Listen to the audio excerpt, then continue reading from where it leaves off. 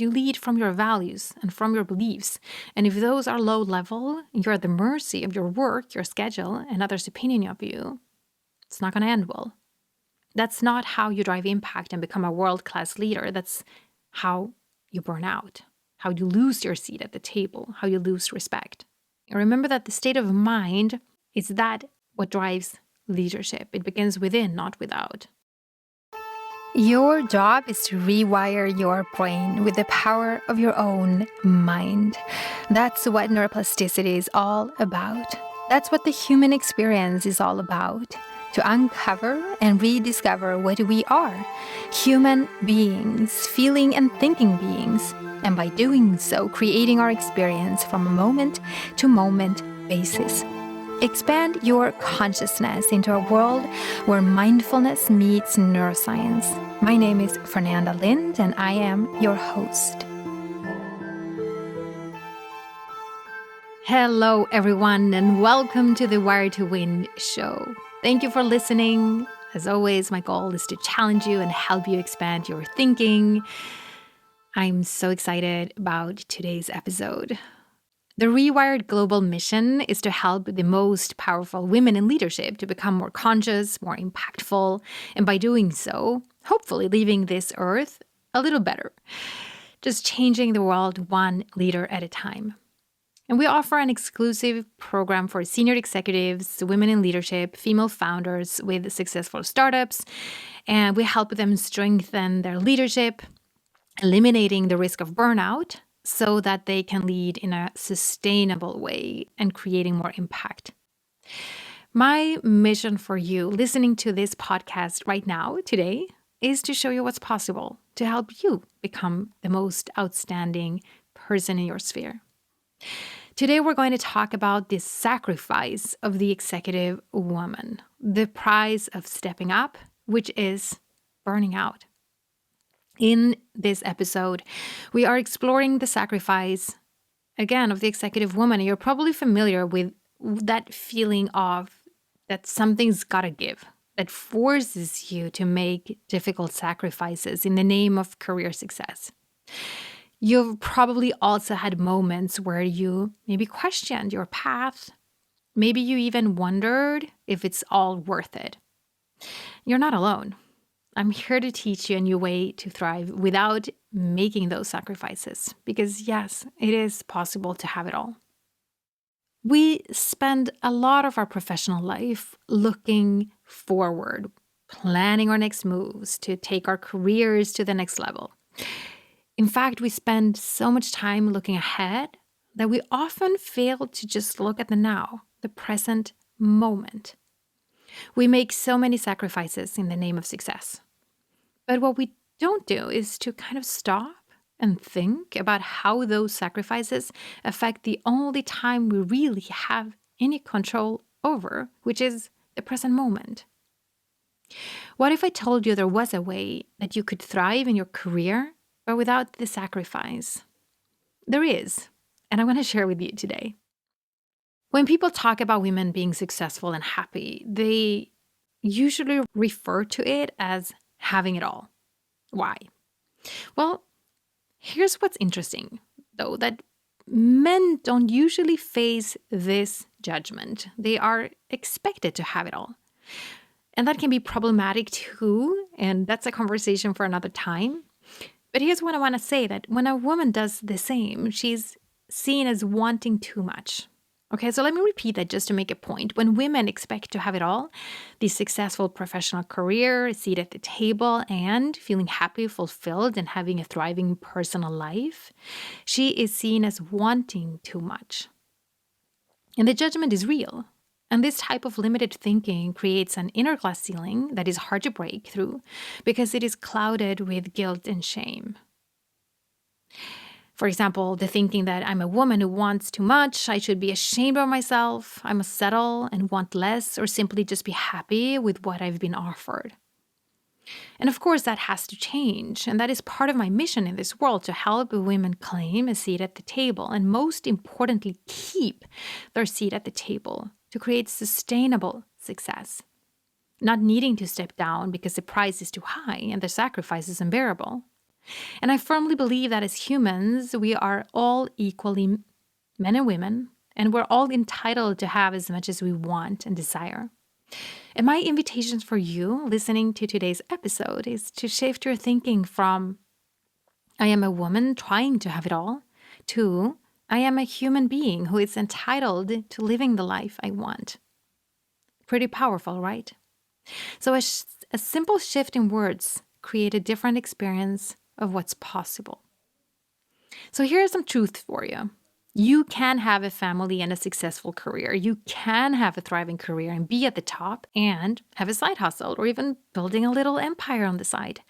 You can be a creative and a senior level executive. You don't have to sacrifice who you are or what you truly desire in the pursuit of success. And you definitely don't have to sacrifice your health in the process. I'm here to show you that having it all is possible. Like much of what we discussed on this podcast, this isn't about changing the outside world. This is about rewiring your brain because you are the one who needs to change. You have to recognize that you can't compartmentalize and keep all your life areas separate. It is all interlinked and it all affects each other. You cannot have a work identity and a kind of private identity. Alignment is needed in order to be a world-class leader. And especially if you want to be in the top 1%. Especially if you want to be a leader of impact and drive change in the world. I'm assuming you do, because if you're listening to the Wired to Win podcast, you want to win in life and at work, obviously. You want to win at this game called life.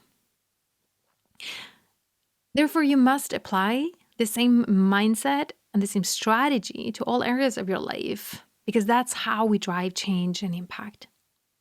For you to thrive and become a world-class leader, you have to know what thriving and success means to you, because it is different for everyone, obviously. So just take a moment here and think what thriving means to you personally. Look to your values and your beliefs. Those might give you clarity. But I want to invite you to go deeper than the surface. Like really examine the source of your values and desires. Are they still meaningful to you?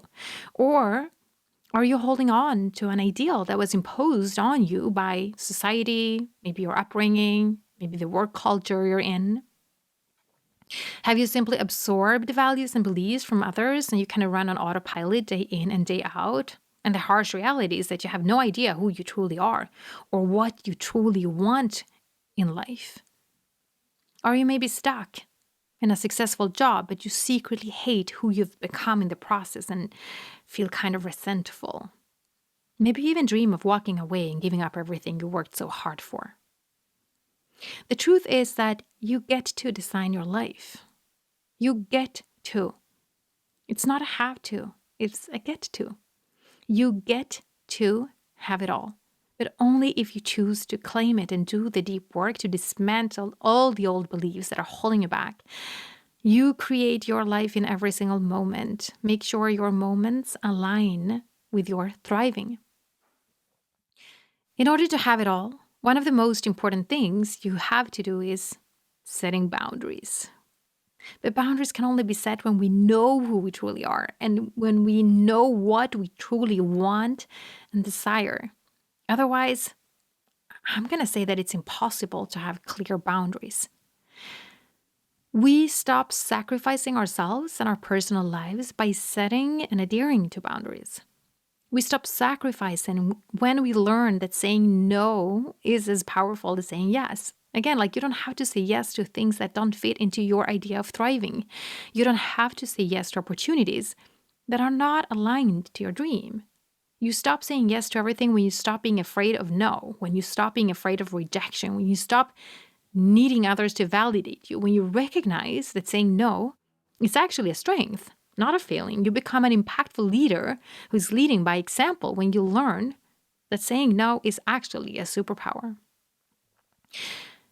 And the pressure on the executive leader is to be on, available at all times. And it's really hard to say no in this culture. The pressure is crazy. People depend on you, obviously, at the highest level. And the hardest part is that this pressure comes both in our personal and professional lives. We feel all these requirements, all these pressures. And at some point, we cannot take it anymore. We lose ourselves in the process. And a lot of the times we crash and burn. We have to stop at this point. At this point, we have to stop and question everything.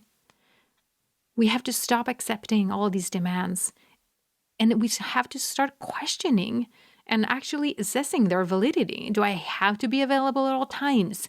Or can I put boundaries around my time and my availability? Do I want others to model this behavior and perpetuate this? Is weekly travel really required, or can you accomplish the same results remotely? Does my home really have to look a certain way for it to function for me and my family? This is a big one for a lot of women.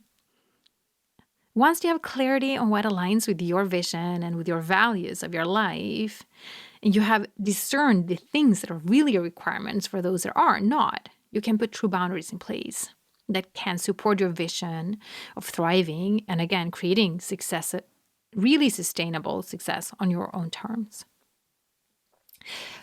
I read somewhere that we have to schedule our priorities instead of prioritizing our schedule. And I'm going to say that I love that. But here's what's beneath this quote, okay? It is a state of mind. When your schedule is your priority, your belief system supports that way of thinking and living and working. It actually shows your level of thinking, and it shows that it is pretty low, that your health, your life, your loved ones don't really matter. Your work does, though. When your priorities are your main focus, it actually shows your values and that those values are anchored in your beliefs. And it is a reflection in how you lead. I can't stress this enough, because you lead from your values and from your beliefs. And if those are low level, you're at the mercy of your work, your schedule, and others' opinion of you. It's not going to end well. That's not how you drive impact and become a world-class leader. That's how you burn out, how you lose your seat at the table, how you lose respect. Remember the mindset of living for your version of thriving. Remember that the state of mind is that what drives leadership. It begins within, not without. Like we talked about in our episode on burnout, we have to move our perceptions and stop placing value on blame on the things and events and start shifting it to the inside. If you've listened to my past episodes, I keep ranting about the fact that we have to begin with ourselves and look within. Because if we are shifting our mindset to one of no burnouts, we can also change to one of making the moves necessary to live a thriving and sustainable life, because it will never be too much. We can lead ourselves and others from the highest level without the sacrifice. Just by shifting your state of mind, everything can change. The last thing that I want to say is that in order to thrive and become a leader of impact, you must build and be part of a community. This is a game changer. Surround yourself with a powerful network of world-class leaders. There is a difference between having it all and doing it all, but we often fail to separate those. The most successful people have a community behind them, both professionally and personally. Building and utilizing a community that supports your idea of thriving is critical to success without sacrifice. Our communities in the Rewired world are exclusive. There is an application process to get in, and we vet every single client, and our groups are hyper curated. Why? Because it really matters. You want to surround yourself with the top 1% in order to create change and drive impact. Trust me, it is lonely at the top. It does not have to be. Just imagine what it would be like to be surrounded with a group of female leaders from all over the world who are committed to become outstanding and who are committed to taking others on the journey to the top. Because that's true leadership, isn't it? It is incredibly inspiring to be around this kind of energy, and the strength in a community like this is unparalleled. Not only is the network priceless, but the friendships that are forged are for life.